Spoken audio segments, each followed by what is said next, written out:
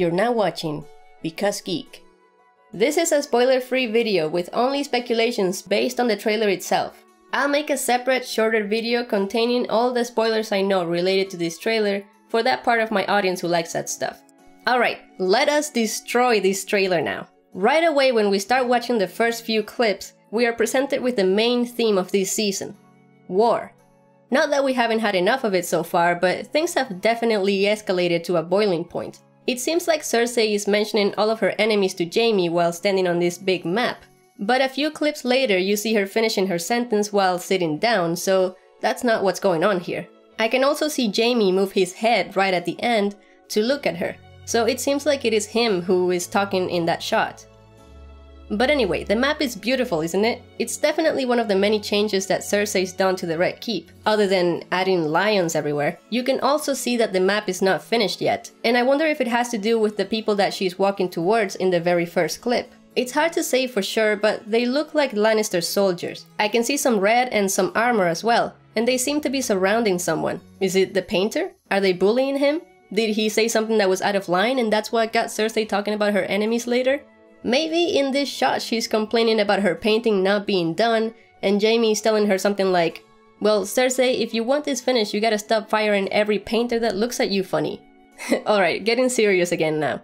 If these two scenes are right after each other, I wonder how and when this coat thingy came off, because she's not wearing it here. I know that's probably not very important, but it just throws me off when something breaks the continuity flow between scenes that seem to be connected. But anyway, back to my crazy speculation of a painter saying something out of line. We've gotta remember that no one loves Cersei, and everyone fears her. That's what she's using for control now. I'm sure the people in King's Landing say things behind her back all the time, like they did with King Aerys, and it's more than likely getting a lot of people in trouble.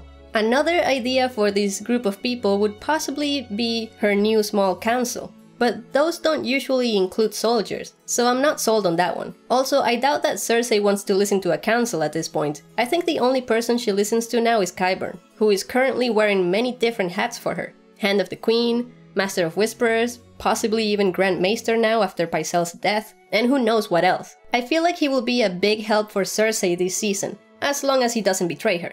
But moving on now.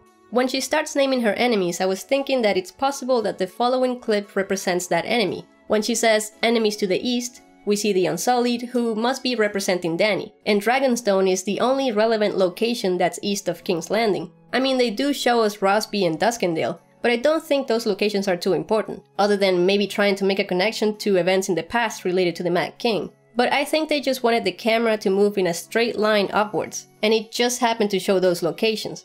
Dragonstone wasn't in the shot, but the camera was at the right height of the map in that moment. Same thing with the enemies to the west. It shows Euron's ship, and even though the Iron Islands aren't in the shot, the camera is once again at the right height on the map.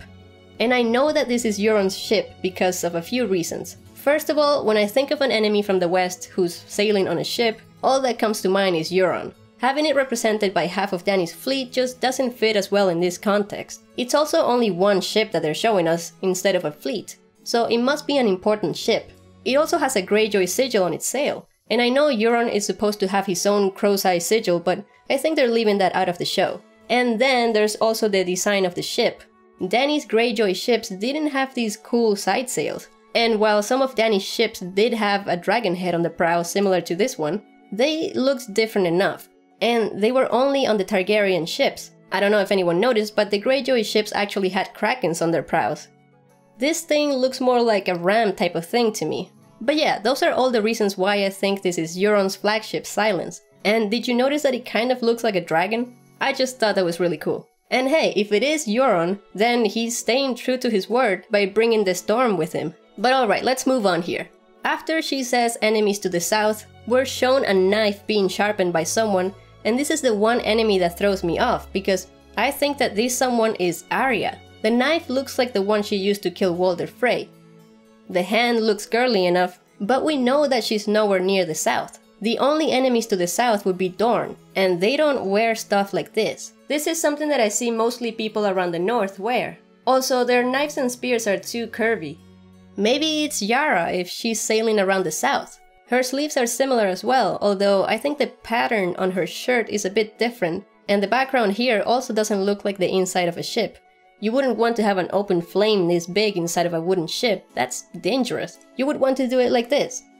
And then I went on a Game of Thrones knife hunt, just like I did last year with the chandelier, and I was able to find this one, which seems to match it perfectly. But this was a bit of a dead end because the only person who's used this knife before was Melisandre when she killed that horse for Dany. Although if this prop knife was used to slice the throat of a horse once, it would make sense to use it to slice another throat, like Arya did with Walder Frey. So yeah, I could be way off, but I'm going to say that this is Arya because maybe they just didn't have any clips to represent enemies in the south. My last two ideas are either a vision from Bran, or it could even be Gendry representing the south because of his Baratheon connection to Storm's End. But nah, let's see if I get it right with Arya.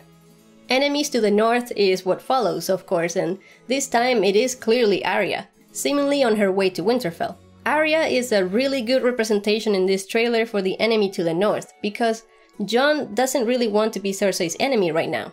Of course, Cersei doesn't know this yet, she probably thinks Jon wants her throne too, but I'm just saying, they're probably showing us Arya because she's the one who actually wants to kill Cersei. Cersei is one of the two names left on her list, so yeah.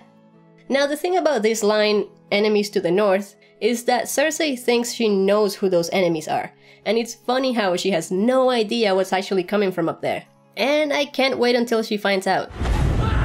But speaking of having no idea, I also wanted to say that, assuming this is from the first episode, it seems like Cersei will know very early on about the arrival of Daenerys because she already knows that she has enemies to the east. And like I said, I don't think it will be anyone other than Dany. Before we move on to the next set of clips, I want to point out the symbolism I see behind Cersei wanting to have a map painted on the floor. To me, this is a metaphor for the power that she wants to have. She's always wanted to, quote-unquote, walk on top of everyone. Cersei finishes her sentence by saying once again that she will defeat anyone who gets in her way. As always, a bit too overly confident, but that's what's fun about Cersei. I wonder if this is somewhere in the Red Keep, because it sort of looks a bit different than what we've seen there before. It kinda looks like she went to visit someone and is giving them this threatening speech inside their own castle. Also, I need to point out that the rose design in the back is giving me some Tyrell vibes. So, could she be in Highgarden? I never thought of Cersei ever leaving the Red Keep, but I guess it could be possible with the right escort. Either that or she's still in the Red Keep and I'm just going crazy. Oh wait, yeah, never mind, I found the damn chair right here. So yeah, she's probably still in the Red Keep. Her facial expression is also lacking the hate that she usually gives to her enemies. So she may just be talking to Jaime like I mentioned earlier. And of course, immediately after she says that she'll defeat anyone, we get a clip of the badass Lannister army marching on a grassy field. But yeah, for those of you who were thinking that the Lannister army took a lot of losses and is in a weak state, I would say think again. The Lannister army is still one of the most powerful ones in the Seven Kingdoms, and they are on the offense. But damn, I was just thinking it would suck to have those beautiful shields destroyed. If there's a fight, I mean. And then we see someone who has come to King's Landing to have an audience with the Queen Cersei. But who could it be? Both Cersei and Jaime have such a look of disgust on their faces, and you can see in this shot that it is a tall, thin man with short hair. Some people will think it's Euron, but is it? I will talk about this later on. Cersei then answers our question before we ask it. She says that Jaime and her are the last Lannisters, and this not only confirms to me that she's talking to Jaime, but I'm sure it also made all of us remember Tyrion right away. So, of course, Cersei then clarifies the last ones who count, as we're shown Tyrion. Possibly foreshadowing that Tyrion is the last one who counts, or foreshadowing that Tyrion isn't a Lannister. I don't know, I'm not gonna get into that right now. Let's talk about where Tyrion is here. It looks to be on Dragonstone because in this shot you can see the castle in the back, which matches Dragonstone's castle design. And there's clearly a lot of water around this place. This land you can see in the distance could be this piece of land right here. But of course, the best part of this is seeing all three dragons flying by. Which is proof to me that if Dany did split her fleet like in my predictions, then she definitely took all three dragons with her. Which makes sense because I doubt that there's anyone capable of controlling them other than her. Tyrion could get a bit better at it since the dragons already trust him, but in this context it doesn't matter because he's going to stick with Dany anyway, at least for now. I do wonder what he's doing all the way out there though. Just checking on the dragons? He has a very concerned look on his face, and I wonder if that's just fear of the dragons, or if something's wrong. Then again, why would he be out there if he's afraid of the dragons? Maybe he was checking out the area and didn't expect to see them.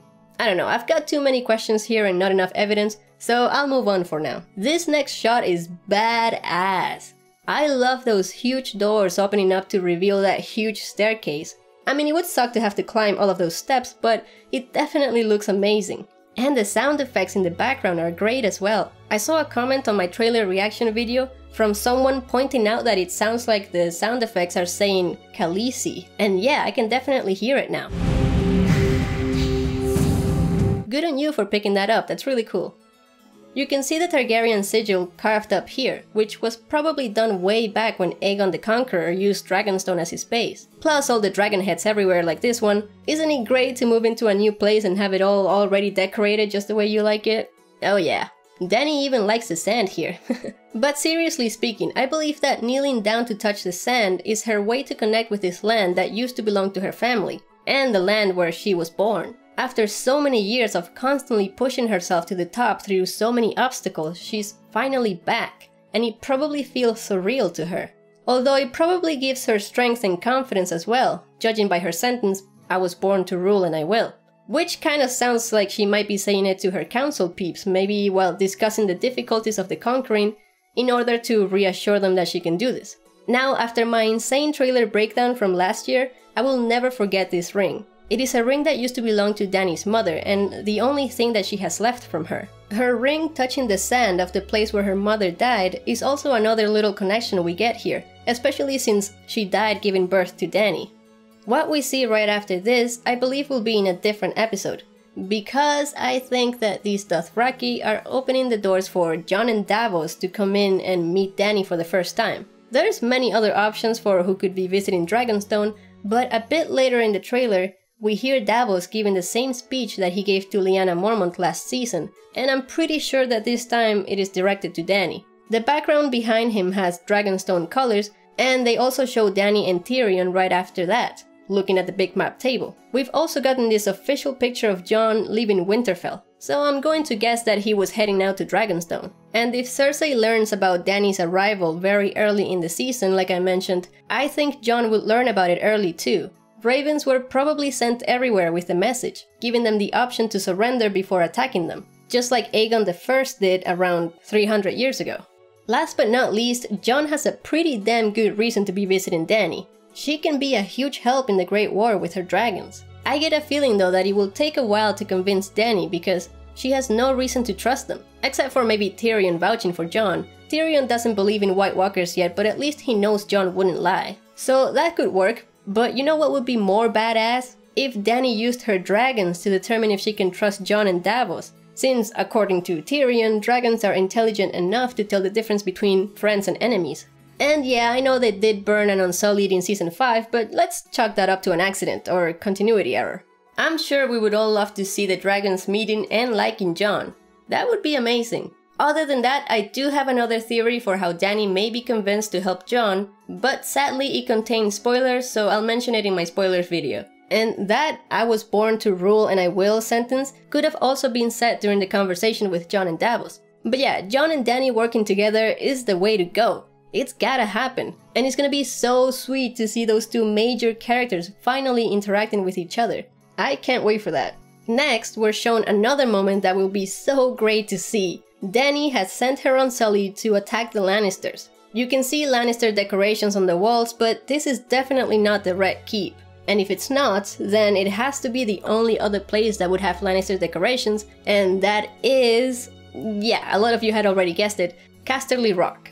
It looks like Dany did listen to Daario's advice after all, which is not all that surprising because it is a great strategic move, and I believe it will be a victory for Dany. This guy right here is our good old Grey Worm, showing off his moves. You can recognize him by the three-headed dragon pin that he has on his chest. He's the only Unsullied who wears this. But I also noticed another curious thing here. This freaking knife man, it also matches the one being sharpened in that earlier shot. Are they just getting lazy with props? Wait, I just realized that Unsullied have always had these knives. I think this props website lied to me. This is not Mirri Maz Duur's knife? Anyway, there's no way that this is the hand of an Unsullied. It definitely looks like a girl's hand to me, but I guess some guys have girly hands, so there's that. After this, we're taken to Winterfell's hall, where everyone is gathered together once again with the king in the north to continue discussing important matters. Maybe they're discussing the next steps that they need to take to fight what's coming. And we can easily recognize Brienne, Sansa, Davos, Littlefinger, Tormund, some wildlings, etc. But there's a couple individuals that catch my eye. This girl right here is one of them. This is not really a spoiler because we still have no idea what will actually happen with her, but I think you'll be okay knowing this. And if not, just skip to this time in the video. This actress was confirmed to have been cast as Alice Karstark, and it's the red hair that tells me this is her. This kid may also be important. I think he'll be an Umber, but it hasn't been confirmed yet. I have been expecting Jon to have to interact with the new lords of the Karstarks and the Umbers though, since they betrayed the Starks, and they're still around, so, you know, they have to be dealt with. They either need to be executed or forgiven somehow. Maybe that's what everyone is discussing here. I also want to point out that there's a lack of continuity between these two scenes. Jon is behind the table here and these guys are against this wall, but in this shot, these guys have moved to this other wall, and Jon is standing in between the tables now. It makes sense for Jon to walk around while talking, but why would these guys move? It makes me wonder if this is happening on different days or if more people enter the hall at some point and then they had to shift places. That would also explain why Jon is turning around here, as if to look at someone coming into the room, or maybe to look at someone who just called his name. There's not much else I can get out of this one, so let's move on now to Littlefinger continuing to play mind games with Sansa. It definitely seems like he just won't stop. And I can imagine Sansa snapping at him at some point, like someone else does in this trailer later on. But yeah, I don't see Sansa falling for it this time. She's learned what she needed to learn, I hope. I just know that things are not looking good for Littlefinger this season. He seems to be losing his grip on things. But the line that he says is very interesting. Your father and brothers are gone, yet here you stand. So they clearly still know nothing about Bran in that scene, and if Littlefinger is counting Jon as one of her brothers, then he must be saying this after Jon leaves. The reason I think he's counting Jon is because he also says that Sansa is the last best hope against the coming storm, and the only way for Sansa to be the last hope is if she is truly the last Stark kid alive. Which makes it sound like he thinks Jon is going to die, or has already died. This makes sense because later on we see Jon running away from something in what looks to be a place beyond the wall. Everyone at Winterfell, including Littlefinger, would know that he was going there, and they would also know that there was a possibility that he wouldn't come back. So I can definitely see Littlefinger taking this as fact and using it to manipulate Sansa again. But if Jon is gone, she does need to start acting like a leader and look after her people at Winterfell. We'll see how well that goes.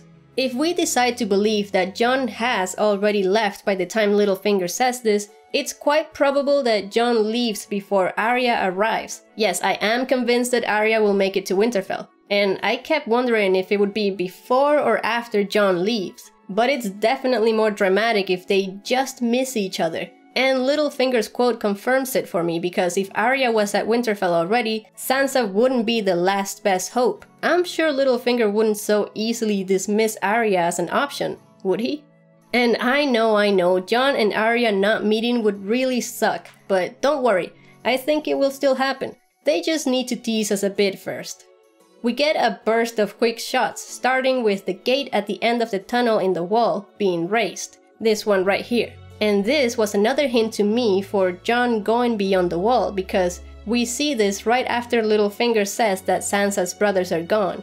Then we see Theon with a very worried look on his face. Another clip later on in this trailer lets us know that Theon is standing on a ship here, in the middle of a battle. But his face is telling me that he's losing this battle. Something bad has happened and it must be related to Euron. Or maybe Theon has just seen way too many people dying in front of him and he's just freaking out, crapping his pants a little. Yeah.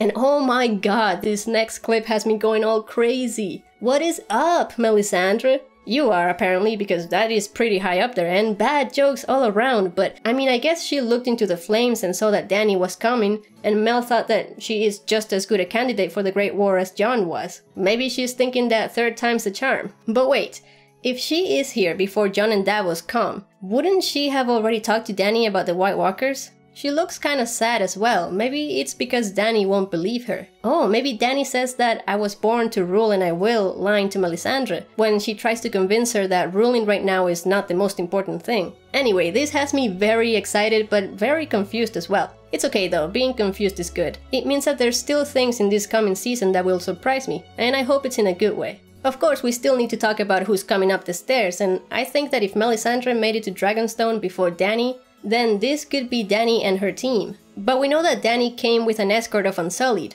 and this group looks too small to be them. She could have left some of her Unsullied guarding the gate at the bottom, but I also don't see her shiny long hair on any of these people. I think it's safer to assume that this group will in fact be the same people walking into the main hall in this clip. So if we're correct in thinking that it will be Jon with Davos, then that's them right there. It's really hard to say, but I think it does kinda look like them. I can definitely see Tyrion here, shorter than the rest, and this hourglass body shape looks like it belongs to Melisandre. Then these two back here could definitely be Jon and Davos, judging by their body shapes and outfit shapes. Now if it is them, this is going to be one of the most awkward encounters ever seen in the history of Game of Thrones. What are you doing here? Daenerys is the princess that was promised. Okay, so right after this, things start to get even more exciting. Who the hell are these guys right here? Well, thanks to this clip here, we know that one of them is Jon and another is Tormund. And they're definitely beyond the wall here. I know it's starting to snow a lot in the north, but this is all ice. It looks like the Frostfangs. And they're also wearing wildling furs, which I would hope are still only needed beyond the wall. Well, all of them are except for this guy who seems to be wearing just armor. He must be freezing his ass off, although it's not clear enough to say for sure. Now, I don't know who's who exactly, but I could swear that this guy right here is Davos. Because in this one frame, when his face is fully facing the camera, it totally looks like him.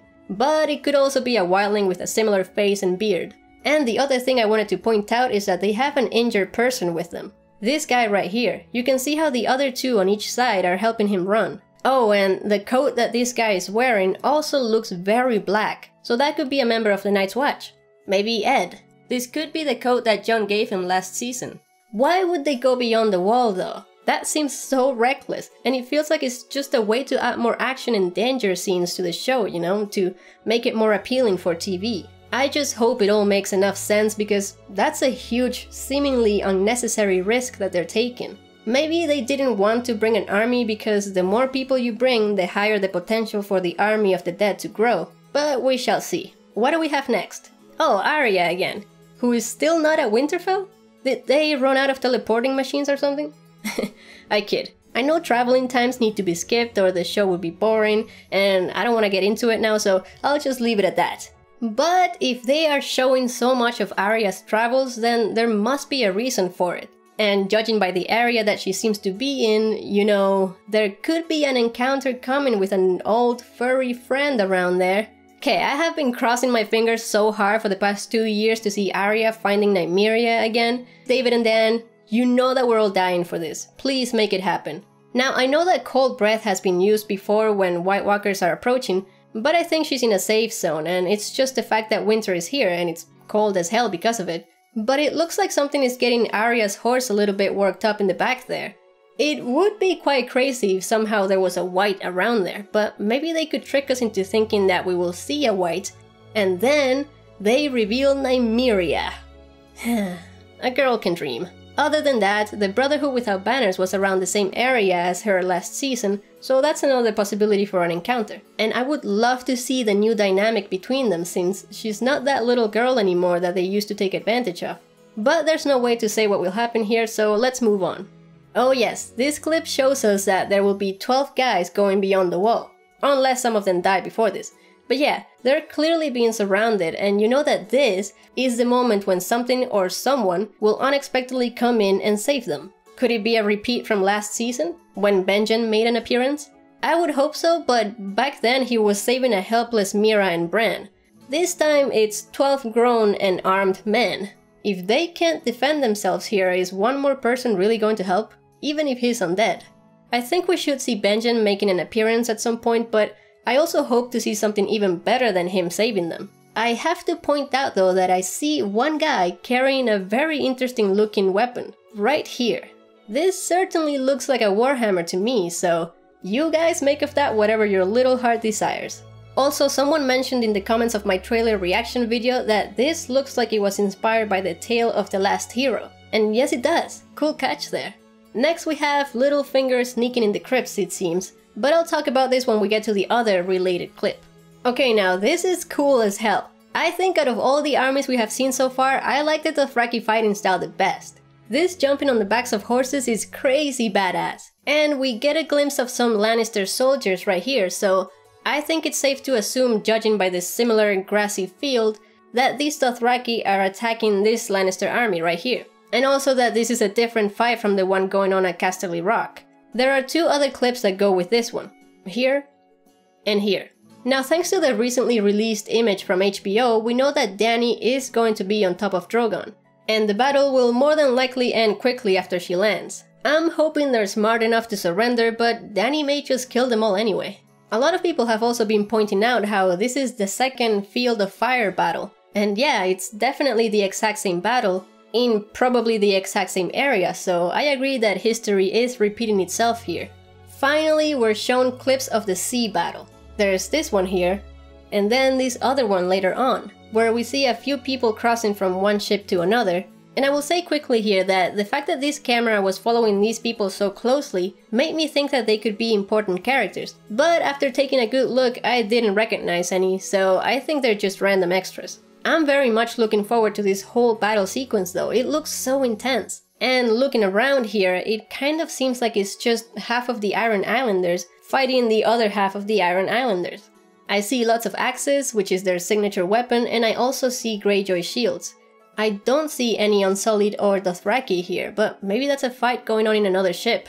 I will say that I don't think Dany's fleet was carrying any Martell or Tyrell soldiers, because it wouldn't have made sense to bring them all the way to Slaver's Bay and then back to Westeros. The Martell and Tyrell ships sent to Dany probably had just enough men to sail them and were mostly empty in order to carry Dany's Unsullied and Dothraki army. But Yara and Theon did travel with a lot of their own men because they were running away from Euron. And Euron is probably more interested in fighting them than anyone else right now. So that's why it would make sense to only see people from the Iron Islands fighting. But thanks to another clip right here, it looks like the Sand Snakes were on the same ship as Yara. So they will more than likely get caught up in the fight as well. Maybe that's why we also see a Martell looking shield right here. After this, we see Davos giving his speech, which we've already talked about, and then we see Dany and Tyrion looking at the famous Westeros map table. I think the map Cersei got painted on the floor is giving it a run for its money, but they're still both beauties in their own ways. Now, the one thing I notice here is a bunch of knocked down figurines. I didn't want to read too much into it because it could be the setup that Stannis left behind, but I will point out that I see knocked down pieces in the north, in the Riverlands, in the Vale. It kinda looks like it's all the armies that are currently allies with the Starks. Although I also see one knocked down piece here that seems to be around the Reach, which could be the Highgarden castle. We knew that at the end of last season, Dany was way too overpowered and she had to take some losses one way or another for the sake of the story. So it would make sense if she loses the Tyrell army.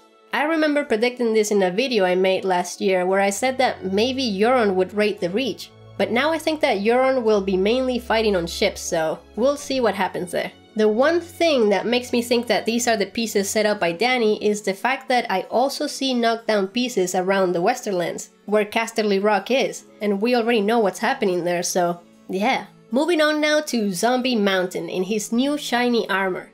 Even though he somehow looks smaller in it, if you take a close look at his eye, you can see that it looks red, and the skin looks purple, so I'm sure that it is him. I've gotta admit though that the helmet does look a bit ridiculous, but hey, whatever works. This is definitely the new armor design for Cersei's Queensguard. I don't believe we can call it Kingsguard anymore. But yeah, rocking that black and silver all over the place, man. Very symbolic of Cersei's evil self, changing the white Kingsguard armor to a black one, just as dark as her soul. Oh, and I believe that this is Jaime right here, following the new fashion style as well. But we all know who did it before it was cool. And finally, we have made it to this awesome clip of Jon choking Littlefinger. And right away I'm having a flashback of when Ned did the exact same thing to him in season 1. There's a lot of Ned in Jon for sure. And you can make all the jokes you want in the comments about Littlefinger enjoying this Stark men abuse, since Brandon Stark was yet another one to do it. But let's get serious here and try to think of what Littlefinger could have said to Jon to make him so angry. One option is that he called him a bastard. Another option is that he insulted Ned. I doubt he would reveal that he betrayed Ned because Jon would just kill him right on the spot. But insulting Ned sounds very likely to me. He could also have made a dirty comment about Sansa, but I like the other options better. It's important to notice that the one statue we can see in the back is Lyanna, and that is certainly not in the shot by accident. I've been wondering forever if Littlefinger knows who Jon's parents are, but if he does, I don't think it's in his best interest to reveal it. Or he probably would have already. I think Jon still knows nothing in this scene about his parentage, so I do wonder why they're so close to Lyanna's tomb when he chokes Littlefinger. I would expect Jon to have gone down there to see Ned and Rickon instead, but maybe they show him lighting a candle for Lyanna just to tease us a little bit. Littlefinger bringing up the bastard thing while he's lighting the candle would be quite fitting as well. Then we have more Unsullied fighting more Lannisters, 300 style, and then we have Arya looking under a bed. I went through a lot of ideas in my head for this clip. At first I thought this could be Arya rescuing Edmure from the dungeons at the Twins, but then I realized that the place doesn't look like a dungeon. This piece of furniture here makes it look like a normal room in a castle, and the height of this tells me that it's a piece of furniture, most likely a bed. It could be an inn that Arya is staying at, and I was thinking that maybe she's making sure that her room is safe before she goes to sleep. Then a friend also mentioned to me how she could be looking for a cat, because she used to chase a cat in King's Landing, and in the books it's related to her learning how to work and stuff. But ultimately I realized that this could be Arya already at Winterfell, because of what she's wearing. We know thanks to this HBO promo we got a while back that Arya would get all cleaned up at some point. She would change out of these clothes into these, more than likely when she gets to Winterfell. And this second outfit is what I see her wearing here, so to me this is Winterfell. And if they're showing this scene in the trailer, it must be important, but how is it important? Well, luckily Entertainment Weekly just released some new pictures that gave me an idea. First of all, you can see that they're all very much cleaned up, especially Arya and Bran, which is a confirmation to me that both of them will make it to Winterfell. But since I have spent so much time trying to figure out which type of knife Arya carries, I of course noticed the one around her hip right away, and I was sad to see that it looks like the blade is curved, so it didn't match the knife we were looking at before. But then I looked closer at the hilt and then it hit me. This is the freaking Catspaw Valyrian steel dagger, the one that belonged to Littlefinger. There's only one dagger like this in all of the Seven Kingdoms. It's mine. The hilt looks exactly the same.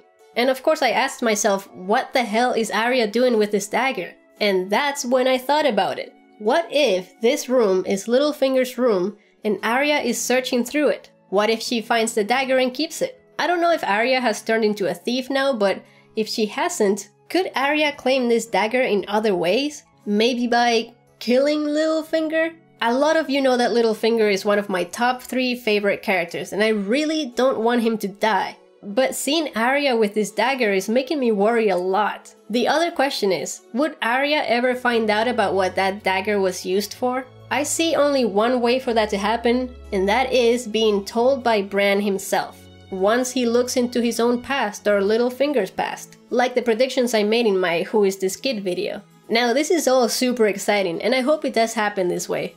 But other than that, there has never been a better time to carry around a Valyrian steel weapon. Arya is definitely safer with it, and that in itself is exciting too. Moving on now to this ugly arm that can only belong to Jorah, especially with those yellow sleeves.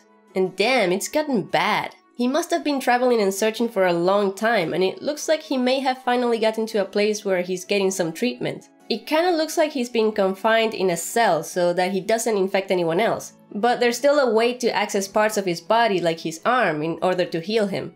There's another thing I noticed, and it may be nothing, but to me it looks like he's moving his fingers in a way as if he's about to grab something. If he were bending his arm toward us, I would say that he was trying to grab the lock to unlock the door and sneak into that room, but I'm not sure if that's the case. Anyway, let's assume that Jorah is finally getting the treatment that he needs, and let's hope it works. After we see more Dothraki attacking Lannisters, we get another one of the most exciting but confusing clips in this trailer.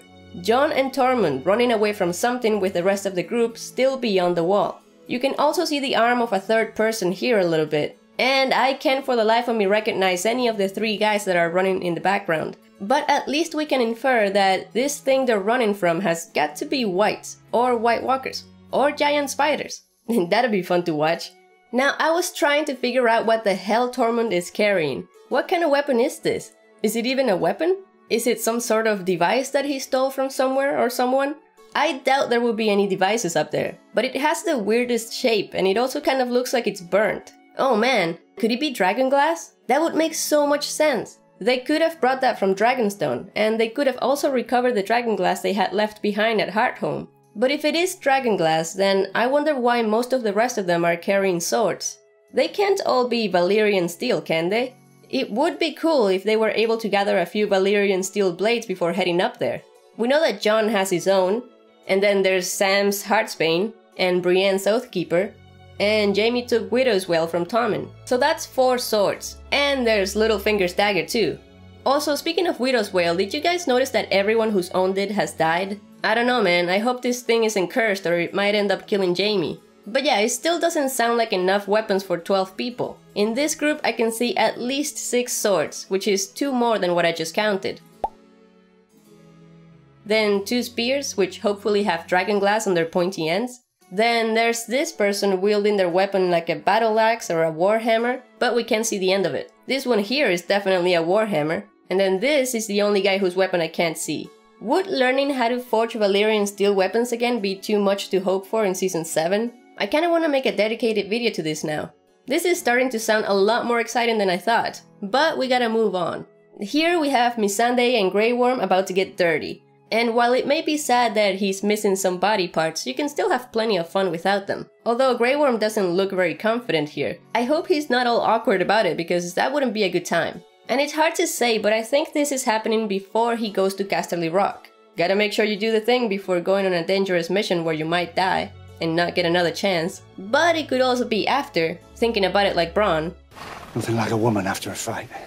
Anyway, the last thing I will say here is that on my first watch, I could have sworn it was Grey Worm who was ripping his shirt off. And I'm so glad that that's not the case because combined with that facial expression, that would have been super corny.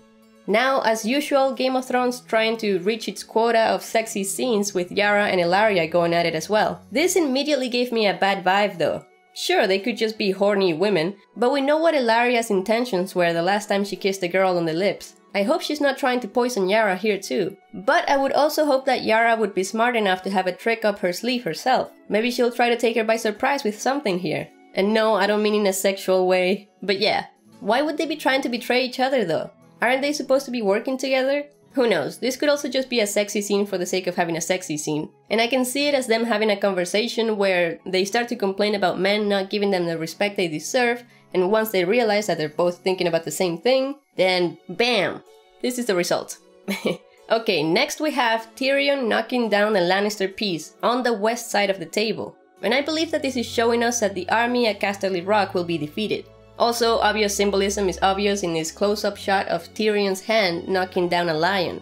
And finally, the last clip we have left to talk about is this one, where we see 2 bodies falling in the water, barely missing the fire that we see right after. At first I thought this would simply be part of the ship battle, but after I looked more closely I noticed 2 things. The ship battle was going on at night, and you can see the sun right here, so this is happening during the day. Also, this is not an explosion, this is one directed stream of fire, which can only be coming from a dragon. This dragon also seems to have landed somewhere because the stream seems to be coming from one static location, and it's being shot sideways instead of downward. If the dragon were flying, we should see the stream of fire moving forward a lot faster, and probably see the dragon as well. So these 2 guys seem to have jumped in the water in an attempt to escape the dragon fire. And the obvious question is, who are they? Someone in the comments of my trailer reaction video said that they are probably Jaime and Bronn. And I can definitely see a similarity between this head and Jaime's head. Also, you can see that he only seems to be moving one arm. Looking at it in slow motion, we can see that this person is entering the water head first. So if this is his left hand, and the only hand that he's moving, then that makes me think that this could definitely be Jaime, with his useless golden hand right here. Might even be making him sink faster. Bronn is always with Jaime these days, so it wouldn't surprise me if this was Bronn too. But who knows? Oh, I forgot to talk about the clips being shown when Davos is talking too. The line, "if we don't put aside our enmities," goes quite well with this clip of a group of guys working together. Then he finishes with, "and band together we will die," right as we see Littlefinger. Damn it, everything is pointing to him dying this season. Not only because we see him when Davos says die, but also because Littlefinger won't put aside his enmities. Next he says that it doesn't matter whose skeleton sits on the Iron Throne, showing Dany and then the Mountain, who could be representing Cersei. I can definitely see both Cersei and Dany being willing to die for the Iron Throne. So what Davos is saying is a nice metaphor for that on top of these two clips. Jon reminds us once again that the Great War is here, and then the trailer is done. So yeah, that's finally it, I think. I can't wait to see the second version of this trailer if there is one. And I hope they show more things because according to what I know, this trailer skipped a ton of cool Season 7 events. Let's keep the hype train going. Click on the bell so you get a notification for my next upload. Leave a like if you like this video. Thank you so much for watching, guys, and I will see you in the next one. Only a fool would meet the Dothraki in an open field. And there's no bloopers this time. There's no bloopers. Bam. There's no bloopers this time. There's no bloopers. Just a huge freaking shout out to all of my patrons for making this video possible. You guys rock. And thank you so much.